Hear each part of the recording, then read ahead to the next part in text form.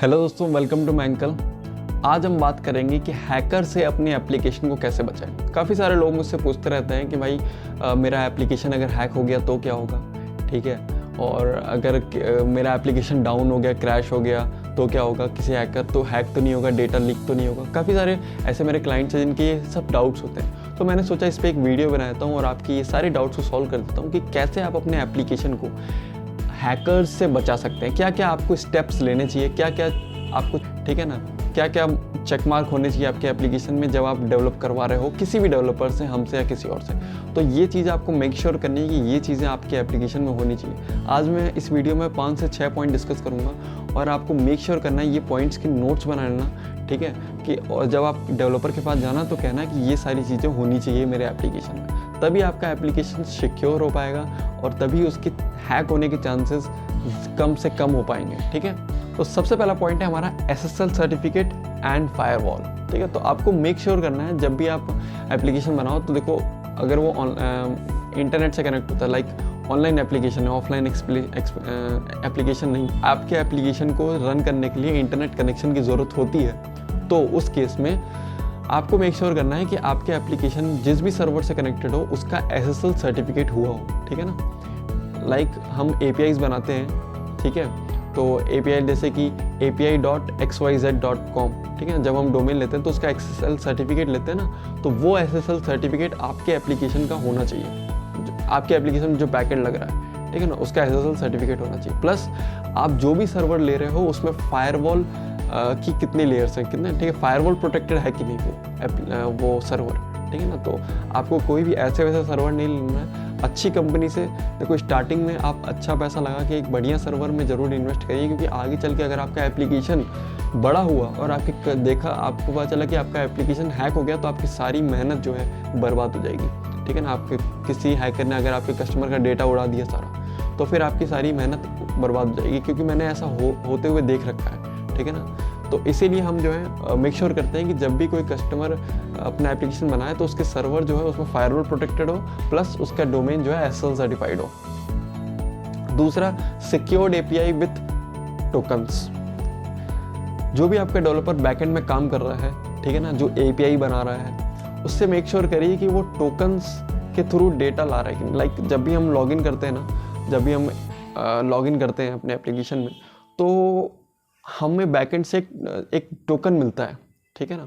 और फिर वो टोकन जो है वो समझिए एक इनक्रिप्टेड लॉगिन क्रेडेंशियल है आपका। ID पासवर्ड है बट वो इनक्रिप्टेड फॉर्म में है, ठीक है ना। वो टोकन ID पासवर्ड आपका इनक्रिप्टेड फॉर्म में, और वो फिर जाता है बैकएंड में, और उसको फिर जो डेटा है वो आपका लॉजिक, बैकएंड में लॉजिक लगा होता है, वो जो है उसको डिक्रिप्ट करता है और देखता है कि ये सही टोकन है कि नहीं, और तब जाके वो डेटा जो है बैकएंड से डेटाबेस से निकाल के देता है।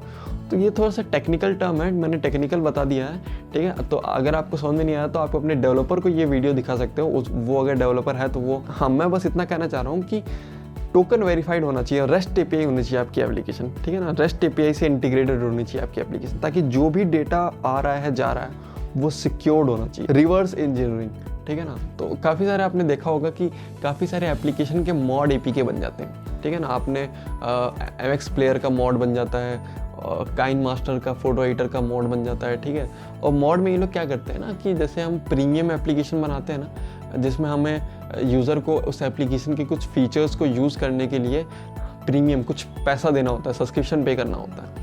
उसका क्या करते हैं कुछ हैकर्स जो है उस एप्लीकेशन को यूज़ करके उसकी रिवर्स इंजीनियरिंग करके और उसके जो प्रीमियम फीचर को अनलॉक कर देते हैं और उसका मॉड बना के नेट पे डाल देते हैं, ठीक है। तो इससे क्या होता है, उन कंपनीज़ का लॉस होता है, लाइक काइन मास्टर और फिल्मोरा या फिर जो MX प्ले टाइप एप्लीकेशन होते हैं, इनका लॉस होता है, ठीक है, क्योंकि ये अर्न नहीं कर पाते। वही उनका अर्निंग का सोर्स होता है, वो ऐड से तो कमा नहीं रहे हैं, उस फीचर से ही कमा रहे हैं जिसका वो प्रीमियम चार्ज करते हैं, बट वो हैकर जो है उसका रिवर्स इंजीनियरिंग करके वो फीचर्स भी अनलॉक कर देते हैं। तो इससे क्या होता है, ये आपके एप्लीकेशन के साथ भी हो सकता है। अगर आप ऐसा कोई फीचर, आप प्रीमियम फीचर डलवा रहे हो अपने एप्लीकेशन में, तो उसके लिए आपको क्या करना है, आपको मैं रिकमेंड करूंगा, और जहाँ तक मुझको लगता है फिर ये मुश्किल हो जाता है रिवर्स इंजीनियरिंग करना, अगर आप अपने एप्लीकेशन को रिएक्ट नेटिव या फ्लटर में बनाओगे।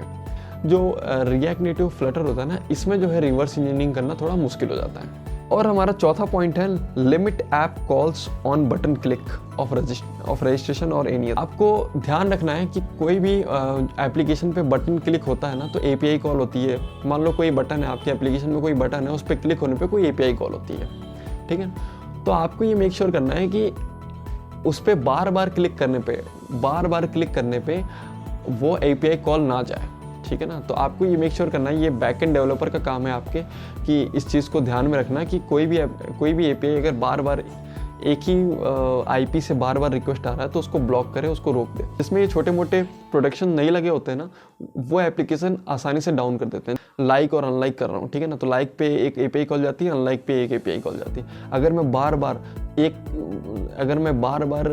1 मिनट में 100-200 बार जो है उस पर लाइक अनलाइक करूँ तो सोचो कितनी सारी एपीआई कॉल चली गई, 100-200 एपीआई कॉल चली गई 1 मिनट में, ठीक है। और ऐसे ही मान लो 10-15 लोग कर रहे हैं, ठीक है, तो आपका क्या होगा, आपका सर्वर फालतू में डाउन हो जाएगा, ठीक है ना, सिर्फ इस वजह से, क्योंकि उसको लगेगा कि बहुत सारे यूज़र आ गए हैं, बहुत सारी एपीआई कॉल आ रही है, सर्वर को ऐसा लगेगा, बट है तो 15-20 यूज़र ही। तो इस तरीके से जो है कभी कभार हैकर जो है यूज़ करते हैं, या फिर आपके एप्लीकेशन को बंद करवाने के लिए वो लोग इस तरीके का टैक्टिक्स इस्तेमाल करते हैं कि वो आपके एप्लीकेशन बार बार जो है लाइक अनलाइक या फिर कोई भी बटन जिस पे एपीआई कॉल होता है उसको बार बार क्लिक करते हैं, जिससे वो जो है डेटा आपका सर्वर डाउन हो जाता है, ठीक है। दूसरा, आपको रजिस्ट्रेशन पे ध्यान रखना है कि कोई भी आपको आईपी प्रोटेक्टेड रखना है कि एक ही आईपी से बार बार कोई 10-15 अकाउंट ना बनाए, ठीक है ना। तो इससे क्या होता है, आपका स्टोरेज भर जाता है। या फिर ये वेरीफाइड अकाउंट्स ही बनाने, लाइक ओटीपी वेरीफाई करके या फिर ईमेल वेरीफाई करके ही यूज़र अपना अकाउंट बना सके। तो ये सारी चीज़ें ध्यान रखनी होती है। Never share your admin panel credential और never log in public wifi. कभी भी अपना एडमिन पैनल का आईडी पासवर्ड दूसरे के साथ शेयर नहीं करना है, ठीक है। या फिर कभी भी आप लॉगिन कर रहे हो तो पब्लिक वाईफाई पे कभी भी लॉगिन मत करिए, अपने या तो पर्सनल वाईफाई पे लॉगिन करिए या फिर मोबाइल डेटा से लॉगिन करिए, ठीक है ना, क्योंकि पब्लिक वाईफाई से आपका डेटा ट्रैवल होता है तो वो किसी भी थर्ड पार्टी से वो एक्सेस कर सकते हैं हैकर्स, ठीक है। हमेशा अगर आपका क्लाउड सर्वर है तो कभी भी हमेशा अपने क्लाउड सर्वर को SSH के साथ ही कम्युनिकेट करिए। अगर आप डेवलपर हो तो आपको समझ में आ रहा होगा SSH क्या होता है। SSH होता है सिक्योर सेल, ठीक है ना, एक तरह से कमांड प्रॉम्प्ट समझ लीजिए, जिस पे हम लॉगिन करके जो है कमांड्स के थ्रू अपने सर्वर के साथ कनेक्ट कर पाते हैं। उसको जो है उसमें डेटा डालना या फिर कोड अपडेट करना वगैरह जो हम कर पाते हैं। तो ये कुछ पॉइंट्स थे जिसको हमें ध्यान में रखना चाहिए जब भी हम अपने एप्लीकेशन को बनवा रहे हो। अगर आप किसी और डेवलपर से बनवा रहे हो तो आप ये वीडियो दिखाइए और मेक श्योर करिए कि वो ये सारे पॉइंट पे अमल करें, ठीक है, ताकि आपका एप्लीकेशन सिक्योर बने, ठीक है, ताकि आपका एप्लीकेशन कोई हैक ना कर पाए, ठीक है। तो स्टार्टिंग के 2-3 पॉइंट तो बहुत इंपॉर्टेंट थे, उसको ज़रूर ध्यान में रखिएगा। तो उम्मीद है दोस्तों आपको ये वीडियो पसंद आया होगा। अगर ये वीडियो पसंद आया तो इस वीडियो को लाइक करिए, मेक श्योर आप चैनल को सब्सक्राइब करें। और अगर आपको हमारा ये कंटेंट पसंद आ रहा है तो मिलते हैं नेक्स्ट वीडियो में। Till then, thank you.